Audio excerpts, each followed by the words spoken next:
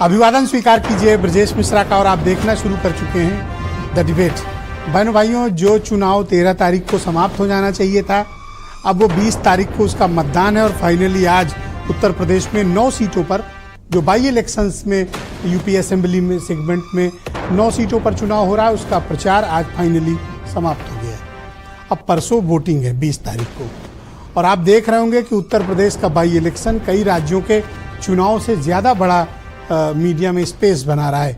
तो उत्तर प्रदेश की जो चुनावी ताकत है इस बार निकलकर सामने आ रही है। महत्वपूर्ण बात यह है कि इस चुनाव में कौन किस पर भारी है, अपोजिशन या फिर बीजेपी। आज चर्चा इसी विषय पर। बहनों भाइयों, 9 सीटें और महामुकाबले के लिए 2 बड़ी पार्टियां तैयार हैं। एक भारतीय जनता पार्टी जिसका नेतृत्व मुख्यमंत्री योगी आदित्यनाथ उत्तर प्रदेश में कर रहे हैं और दूसरी समाजवादी पार्टी जिसका नेतृत्व अखिलेश यादव कर रहे हैं। ये 2 बड़ी पार्टियां और यही 2 बड़ी पर्सनालिटी इस बार चुनाव मैदान में। बाकियों के लिए इस बार ज्यादा स्कोप दिखाई नहीं दे रहा है, चाहे वो बीएसपी हो या अन्य दल जो भी चुनाव मैदान में है, या फिर मीरापुर में चंद्रशेखर की पार्टी भी चुनाव लड़ रही है। अब देखना होगा कि नगीना के सांसद कोई इम्पैक्ट छोड़ पाते हैं या नहीं पाते।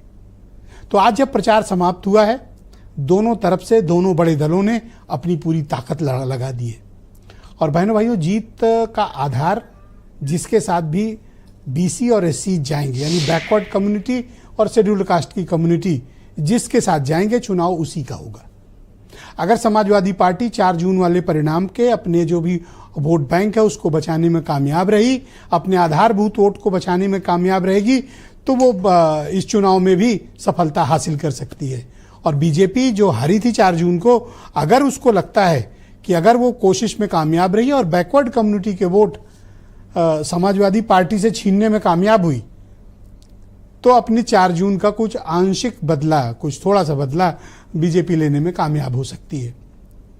ये इस बार के चुनाव में कांग्रेस यूपी में चुनाव नहीं लड़ रही, समाजवादी पार्टी को सपोर्ट कर रही है और बीजेपी की मदद के लिए राष्ट्रीय लोकदल है जो 1 सीट पे लड़ रहे हैं, लेकिन प्रत्याशी बीजेपी का है मीरापुर में, जहां आज अखिलेश यादव और जयंत चौधरी दोनों ने रोड शो किया। बड़ा दिलचस्प नज़ारा था। 2 कभी बहुत अच्छे राजनीतिक दोस्त आज अलग अलग मार्ग पे अपने अपने रोड शो कर रहे थे और दोनों में अच्छा रिस्पॉन्स आ रहा था। आजकल पब्लिक पता नहीं चलने देती है कि कौन जीत रहा है और किसके साथ लोग हैं या किसके साथ नहीं है। इस चुनाव मुद्दा क्या था?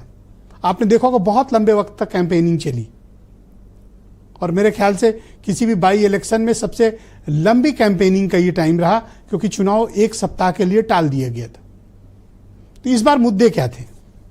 बीजेपी ने जो 2 प्रमुख मुद्दे उठाए, मैं उनका जिक्र करना चाहता हूं। एक, हार्ड हिंदुत्व की लाइन, दैट इज बटोगे तो कटोगे। अनदर, योगी आदित्यनाथ का क्लेम मुख्यमंत्री का कि डेवलपमेंट के काम बहुत कराए और लॉ एंड ऑर्डर बहुत अच्छा है और उनके टाइम सब ठीक रहता है। 2 इशू उन्होंने मुख्यतः रेज किए जिसमें हिंदुत्व वाली लाइन पर बहुत खास फोकस था, यानी पूरे कैंपेन में 80% का जो कंटेंट है वो इसी पर बेस्ड है बीजेपी का। उनका प्रचार तंत्र भी इसी पर है। अपोजिशन पार्टी के पास यानी समाजवादी पार्टी ने 3-4 मुद्दे उठाए।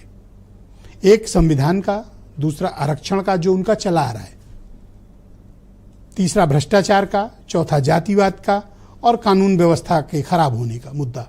इस पर समाजवादी पार्टी ने खास तौर पर अपने पूरे कैंपेन में फोकस किया है।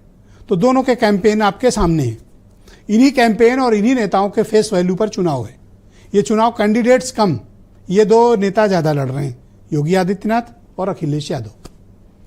जनता का जो मैंडेट आएगा इन्हीं दोनों नेताओं के ऊपर आने वाला है। क्या मुख्यमंत्री के कामकाज को पब्लिक इंडोर्स करेगी या फिर अखिलेश यादव पर जो जून में भरोसा जताया जनता ने, क्या वो कायम रहेगा? मुख्य विषय इसी पर है। बाकी जो सीटों पर अपना जातिगत इक्वेशन है वो बड़ा दिलचस्प है। और जैसा मैंने एक डिबेट में आपसे कहा था, उस बात को फिर दोहरा रहा हूं कि उत्तर प्रदेश में वोटिंग पैटर्न बदला है।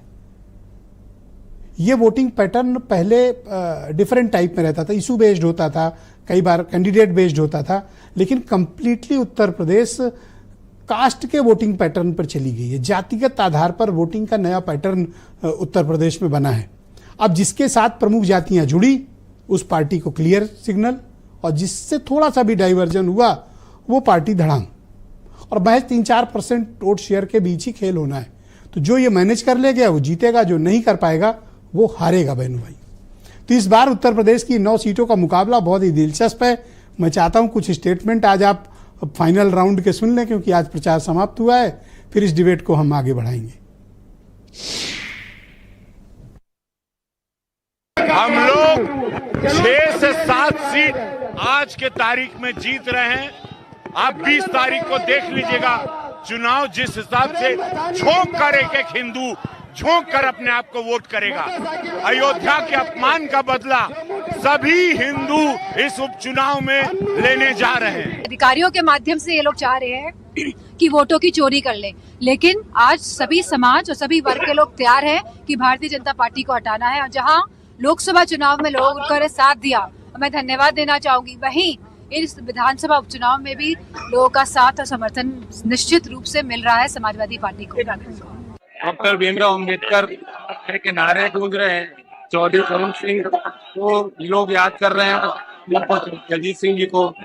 एनडीए की जीत निश्चित है मेरा, हर एक वर्ग में वोट मिल रहा है। किसान मजदूर बंटने नहीं चाहिए, अगर किसान मजदूर बटेगा तो पिछड़ जाएगा। जाति में धर्म में बंटने का अवसर नहीं है। कांग्रेस पार्टी इंडिया गठबंधन के प्रत्याशियों जो समाजवादी पार्टी के सिंबल पर लड़ रहे हैं, सारी 9 जगहों पे हम उनको समर्थन दे रहे हैं। और जो अब तक की रिपोर्ट आ रही है उसके अनुसार हम लगभग सारी सीटें यहां जीतेंगे। तो बहनों भाइयों, आज की इस परिचर्चा को आगे बढ़ाएंगे। हीरो वाजपेयी उत्तर प्रदेश में भारतीय जनता पार्टी के प्रवक्ता हैं, उदयवीर सिंह समाजवादी पार्टी के प्रवक्ता, प्रियंका गुप्ता उत्तर प्रदेश में कांग्रेस कमेटी की प्रवक्ता हैं, अनिल दुबे राष्ट्रीय लोकदल के जनरल सेक्रेटरी और प्रवक्ता हैं, और उनके बहुत अभिन्न मित्र केपी मलिक सीनियर जर्नलिस्ट मेरे साथ मौजूद हैं इस कार्यक्रम में, और वीरेंद्र सिंह जी हमारे स्टेट हेड। आप सभी का शुक्रिया और धन्यवाद इस कार्यक्रम में मेरे साथ शिरकत करने।